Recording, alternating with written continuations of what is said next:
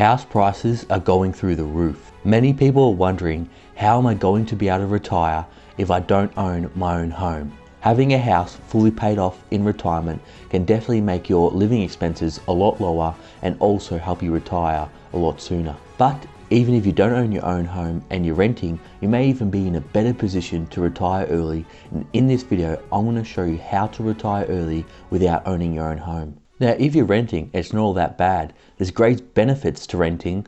Like right now, rents have been falling, and in some cases 20%. So if you're a renter and rents fall, it's a good thing. Where if you're a homeowner and your property falls 20%, that's a really bad thing. So many people are in a much better position to negotiate their rent and drop it lower, and then that way they can save and invest more for their future. Retiring early is becoming harder and harder. The cost of living is rising rapidly, but wages aren't going up along with it. But it still is very possible for people that will do whatever it takes, and for people that not only work hard but work smart. Another benefit to renting versus owning is you can get into better areas, and the rent is a lot cheaper than the mortgage repayments in the higher end areas, and you can maybe meet more successful people, or you could network with people that are smarter than you that could also help you achieve your goals. If you want to change job, you're a lot more dynamic. You can move a lot easier. Where if you own your own home, there is a lot of expenses with selling and buying. When you sell your home, you have to pay, 2% commission to the agent, and maybe 1% of the home value is going to marketing. And then when you buy your next property, you have to pay stamp duty, which is in Victoria around 5%. Okay, so now that you know that renting isn't all too bad, let's now get into how you can retire early still without owning your own home. One thing you have to know is the financial system is set up to benefit those that spend and invest, and right now the game has changed. It punishes those that save. Interest rates are at historic lows. It's very hard to find a savings account where you can get just 1% interest, but inflation's around 2%. And some people may say it's even higher than the official figures that they put out. And the central banks all around the world are printing money like crazy. So even without inflation, they're devaluing your money because there's supply and demand. The more supply of the currency that you have that's going around in circulation, the less value your dollar has. But if you know the game and how to play it, you can play it better than others, and you can play it to your advantage. And this is where I came across the FIRE movement. The FIRE movement is simply living frugally, trying to increase your income as much as you can, and finding smart ways to reduce your expenses so you can retire much earlier than the traditional age of 65. And there's been some people who've gone really hardcore, really early on in their lives, and they've retired by 30, 35. And some people think it's really complicated trying to figure out how much they need to retire, but a really simple number to use is a 4% rule. And all you do is figure out your current income or what your living expenses will be in retirement. Say, for example, $50,000 you'll need to live off. All you do is times that by 25, which is 1.25 million. And when you withdraw 4% of that per year, that is $50,000. And you may say, okay, so how can I build wealth and how can I invest to create this nest egg? And where can I get returns of over 4%? Because I've seen lots of articles where it says retirees can't live off their interest right now. Well, I think retirees couldn't live off the interest 3, 4, 5 years ago, even when interest rates in the banks were 2 to 3%. And really they should have gone a long time ago into index funds. And so that leads me into the next part of the video, is index funds. And index funds is just pretty much a fund in the stock market which has hundreds of companies. So it diversifies your money across hundreds of companies instead of just investing in a singular company where there's a lot more risk if that company goes bust. And I know you may be thinking, Michael, investing in the stock market's risky. I'm going to lose all my money. I can't invest in the stock market. It's too risky. And you're right, investing in the stock market is risky, but there are a lot riskier ways and there are a lot safer ways to invest in the stock market. And as you can see, what I've learned from 2008, living through that and living through 2020, market crashes are a good thing. It creates buying opportunities.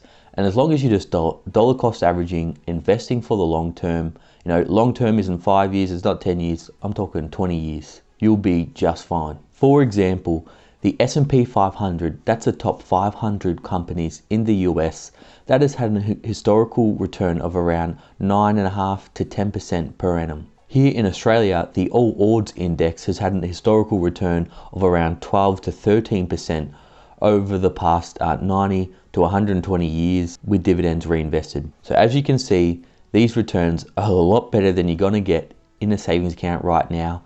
If you're trying to save your way to wealth today, you're going to get destroyed. There's a saying now that's called "don't fight the Fed," and that is because, like I said, they're devaluing the currency, they're devaluing your money.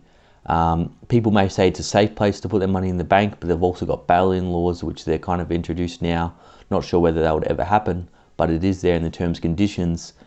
And also the Australian dollar has fallen a lot over the past 5 to 10 years. Like I said, you're going to lose 100% to inflation if you're only getting a 0.5 to 1% interest rate. Okay, now I'm going to go through two scenarios, and I'm going to go through step by step how you can actually use investing in index funds to achieve your financial freedom goals and retire early without owning a home.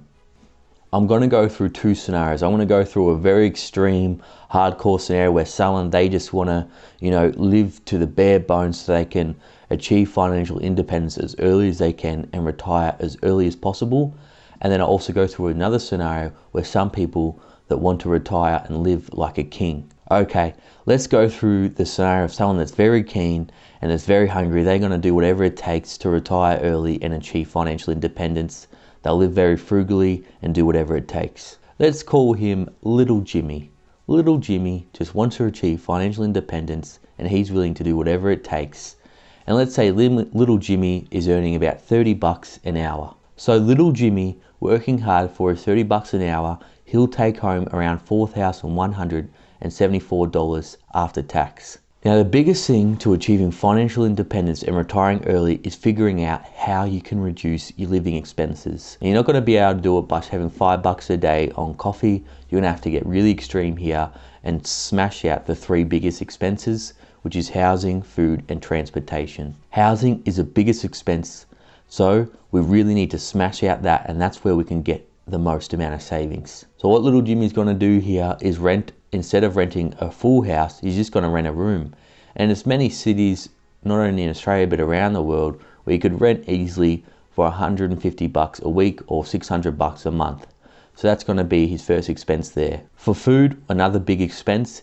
He's not going to be eating out every day. He's not going to be buying takeaway every day. He'll meal prep all his meals and we'll have the grocery budget there of 300 bucks a month. For transportation, he's renting a room close to work, so he doesn't need a car, and he's going to just use public transport, and we'll say 100 bucks a month for transportation. Let's just say for toiletries, he uses 50 bucks a month for toiletries, 50 bucks a month for clothing, 200 bucks a month for entertainment, so he can still have some kind of a social life and not go completely nuts while living very frugally and trying to achieve his goals, because it's going to take a while. And then say about 30 bucks a month for his phone bill. So by living very frugally, he can live off 1,330 bucks a month here in Australia, one of the most expensive countries in the world. Hey, I see all these videos about living in Thailand, living in the Philippines and stuff for, under $1,000 a month, and people think it's nearly impossible. Well, it's also possible to do here in Australia if you're frugal and if you're thrifty and if you think outside the box. So that means he has around $2,800 left over every month to invest, and also means his yearly living expenses are really low, around $16,000. So if we use the 4% rule and we times those living expenses by 25, he'll need just $400,000 invested to retire early. So how long would this take him investing $2,800 a month to achieve financial independence and retire early? And we'll also go over another scenario where if he pushes out a bit longer, how he can retire like a king. So Little Jimmy, he's been grinding, he's been working hard, he did whatever it takes, even though he's not living, a high flashy lifestyle. He's just happy living a good, simple, happy life. And that way he knows if he does what other people won't today, he can live like others can't tomorrow. So guess how long it took Little Jimmy to retire early? That's right, only 8 years. He now has $400,000 invested, where he's been getting an average of 9% return in the stock market by investing in index funds. Now, this is not recommendation, not financial advice, but just some funds that do get around a 9% return. It's like the NASDAQ, the S&P 500, the ASX All Ords with dividends reinvested. So say, for example, little Jimmy was 20 years old, he could be retired by 28. But I know a lot of you are probably a lot older. Most of my viewers around 35 to 44. So don't feel bad, it's not over for you yet. And you probably also don't want to be renting a room for the rest of your life. You probably want to, live like a king when you retire. You want to live a better lifestyle. So let's see what we got to do now to increase our lifestyle in retirement and truly retire like a king. So let's now say, look, little Jimmy, he's had enough of renting a room. He feels like a loser. He's tired of bringing girls home to a shared house, and he wants to really increase his lifestyle, but still retire like a king. Okay, so what we'll do is we'll increase his rent to double, because now he's going to be renting his own place. And also, let's say he's buying a car now, so we're going to increase the transportation costs. Okay, so we'll now put up the rent to $1,200 a month, and we'll also put up the transportation costs with all things considered, like registration, maintenance, insurance, to around $500 a month. So that means little Jimmy can now only invest $1,800 a month, but he also has $400,000 now, and compound interest is going to start doing a lot of work for him. Okay, so little Jimmy is increased his lifestyle now, but he's still been able to save $1,800 a month, and he still has his nest egg of $400,000 that he built up the previous 8 years. So let's see how much money little Jimmy now has of grinding over the next 8 years, and he's now about 36 years old. His portfolio is now $1,071,000. This just shows you the power of compound interest and why it's so important to put in the hard yards early on so that compound interest can do its thing over time. Now, if he just keeps going for a couple more years, he could probably live a pretty comfortable retirement with an income of around $50,000, because his portfolio now would be $1.3 million just after another 2 years. And yet, like I said, he can live off $50,000 and live a comfortable retirement.